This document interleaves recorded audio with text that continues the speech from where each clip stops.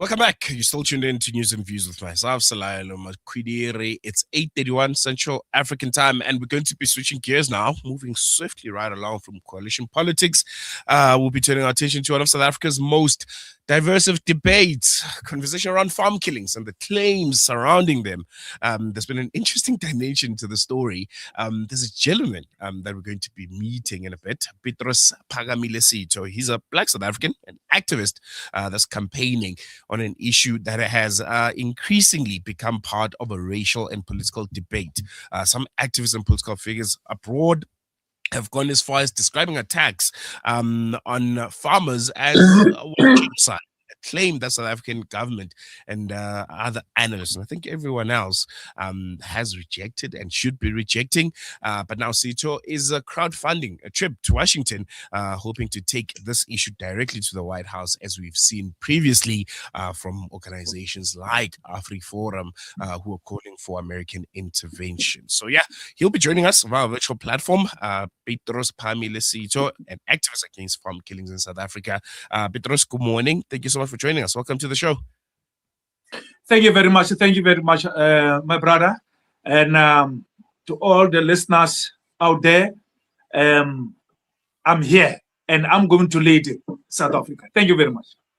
No, pleasure is all ours, and really interesting to hear from you. I want to start with the basics. You know, it's quite evident, it's quite obvious. You're a Black South African campaigning on an issue that has increasingly been, framed internationally as a crisis that is affecting white farmers.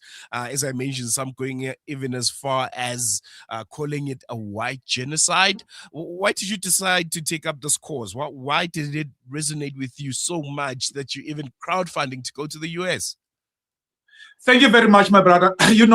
Some of us, we don't understand about the killing of our farmers and farm workers. Please hear me when I say that the killings of farmers and farm workers. I resigned on my job 2016 to be on the ground, whereby I've seen that the government, they ignore these killings of our farmers. And those farmers, they produce food for us, including the president. Now, I'm the first one here on the ground to make sure that I interview the survived victims. We are talking about farmers and farm workers here in South Africa. Now, there's a lot of things that is happening here in our country, whereby the media, they've been funded by the government that they must not maybe publish these killings of our farmers. And yes, I have seen on my eyes that there is killings of our farmers. Some of the scene, I'm there. As I said to you, that I interview the survived victims, farmers and farm workers, no matter what race, no matter what race. It is not about the white farmers, the black farmers, because here in South Africa, we've got different races who are farming here in our country. Now, remember in 2018, the president of South Africa, it was on the 26th September 2018 when in New York, when he said that there is no white farm killing. The president, he said there's no white farm killing. If he said that there's no farm killing, then I would say maybe the president, he include all the races. But he said that no white farm killing. And as I'm standing here, my brother, I can tell you, there is white farm killing, there is white farm attacks, brutal farm attacks and farm killing. And also there is, I can tell you on my statistics, 2% of farm workers attacks and killing, 2%, including, I would say maybe Indian, colored, and blacks. But the most attacks and killings, there's white farmers. I've got my own evidence. That's why I'm saying that anyone, please fund me. I want to go to Donald Trump. Remember, I've been chosen to the National Rural Safety Tax Team by the former minister, Bheki Cele. I'm still saving on a minister, on a police minister, National Rural Safety Tax Team. But it's only my name there. There's nothing. That's why I'm saying to you that I will never maybe dream that there's farm killing and whereby I read on Facebook, maybe I make awareness. No, I am on the ground. And I can tell you, millions of South Africans, they know me. To millions of South Africa, they know me. And that's why when there's farm attack, I went there. I want to understand from your point of view, because you come off very passionate about this issue, and you are on the ground. You seem to understand the dynamics of it. From your point of view, why do you think white farmers are targeted specifically? Why do you? I mean, you alluded to the fact that Thank you very much. These are people that produce food for the country, for even the president themselves. Then why would they be targeted specifically? Why? It's because Julius Malema, the leader of EFF, he said that kill the boy, kill the farmer. They say that it is the struggle song. But we are in a new generation. We are in a democracy. You can't say that kill the boy, kill the farmer. What about AMA 2000? AMA 2000, they don't know anything about the struggle song. But you as the leader, whereby you've got millions of supporters, say that kill the boy, kill the farmer, which means Julius Malema is the instigator of those farmers who have been killed. Remember, as the president, as the leader of the country, and you say that there's no killing of farmers, of maybe white farmers. I can tell you, to my brother, someone there outside, when he hear the president say that, they've got the chance, say that, you know what, the president protect me as a criminal. The president protect me as a rapist, as the murderer. I will go and do it. And when you go sometimes to the court cases, we have seen here in South Africa, justice system failed us. I went to different court cases whereby there's a farm killing of maybe those rapists that they've raped a farmer. Those people, they get 5 years. Sometimes they get bail. And next court case, gone, nowhere to see. You understand what I'm saying? Now, what I try to say to you is that the South African government, they are the ones who lead this criminal. Because remember, before 1994, there were so-called security commandos. That security commandos, they will protect all farmers and farm workers, no matter what race. But after we have this so-called a new government, they've abolished that security commandos. That's why today we've got thousand farmers from 1994 till today, including farm workers, including some of the another races, maybe black farmers who have been killed. This, unfortunately, or I don't know, from whatever point of view you look at it from, resulted to the farm attacks being labeled as a white genocide in South Africa. Do you believe that description is accurate? Do you believe there is a white genocide in the country? My brother, if you say that there is a white genocide farm killing, but if you say white genocide overall, I will disagree. But when you talk about under the farm killing, white genocide, I will say yes. Because when I say to you that, remember that on my statistics, 98% of farm attacks and farm killing, it is the white people. Now, in that percentage, it already gives you 98%. When we talk about it, under the farm attacks and under the farm killing, there is white genocide under the farm attacks and farm killing. Very, very interesting. How do you respond then to those that say racializing this issue makes it harder to have a more impactful and serious conversation about violent crime in South Africa and the safety of farm workers and farmers. It raises a debate instead of presenting solutions. Shouldn't we say South Africa has a crime problem?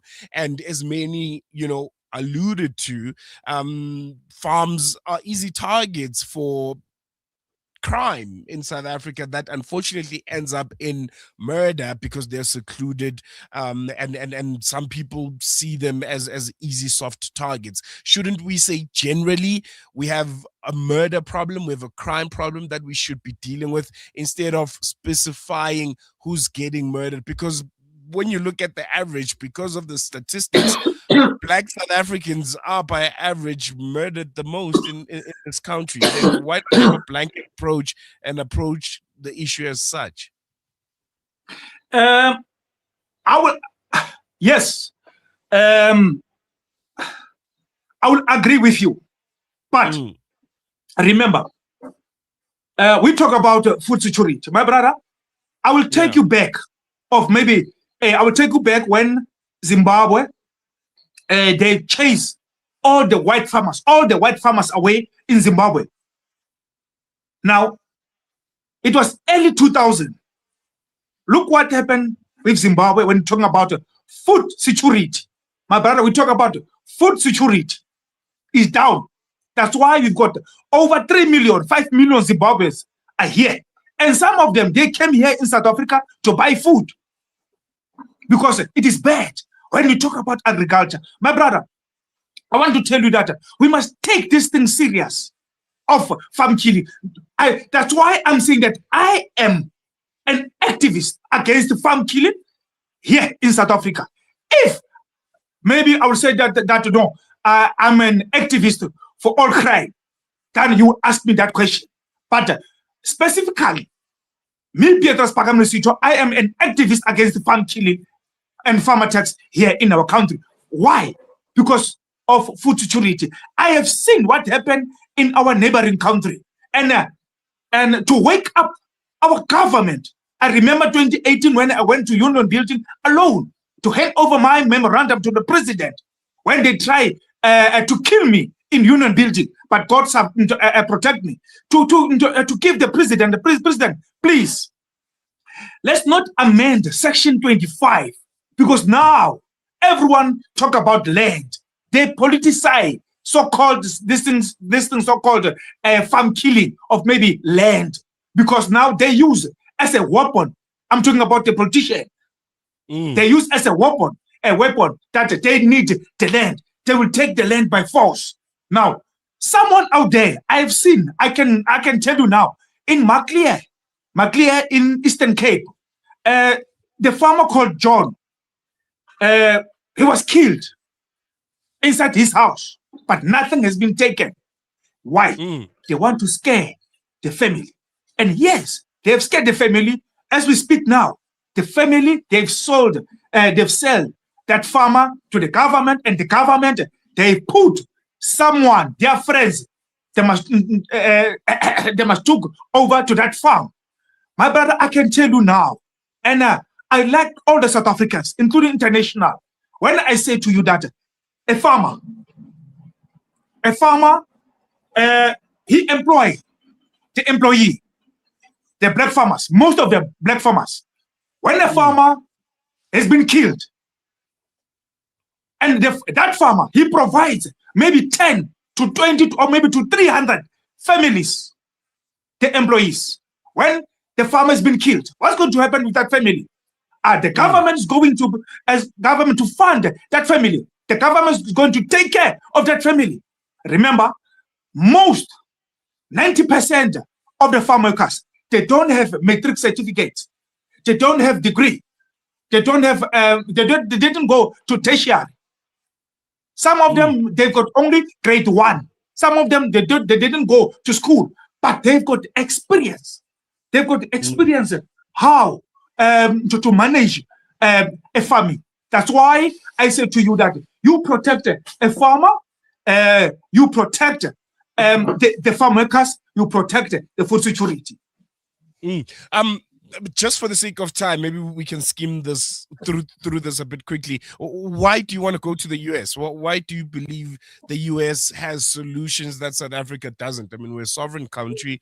We have people that are capable and are able to deal with this issue adequately. We have the judicial system that allows for these matters to be put in front of it. Why America? And do you have an audience in America? When you get to America, who are you going to be talking to, and what are you going to be proposing? Thank you very much. If someone fund me because I'm an activist, I'm asking donation wherever I go. If I go to America, I got my own evidence. That evidence doesn't come from to the government who lie, because Cyril Ramaphosa and his fake cabinet or whatever, they've lied to Donald Trump. I was so shocked. But I've got my own videos. I've got my own pictures. I've got my own court cases that I'm going to show Donald Trump in the White House. Now, do you have an audience with him? Does he know that you're coming?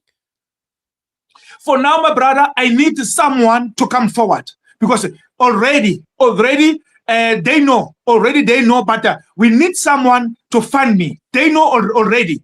And if everything is on the place, now I can send them the email that on this date, I will be there. I will be there to represent farmers here in South Africa and farm workers that have been killed here in our country. That's why I'm saying that I'm going to be a first Black South African to speak the truth to the US. Now I'm going to correct Donald Trump about the lie that the president have said to Donald Trump. Petrus Phakamile Sitho, activist campaign against farm killings. Where should people follow you on Facebook quickly, so that those that want to fund you do so? Yes, they can follow me in Facebook, Petrus Phakamile Sitho, and also my number is everywhere, including the president of South Africa. He knows my number, 073 00 84 105. I'll repeat again, 073 00 84 105. God lead me, and I will lead the people of South Africa. There we go.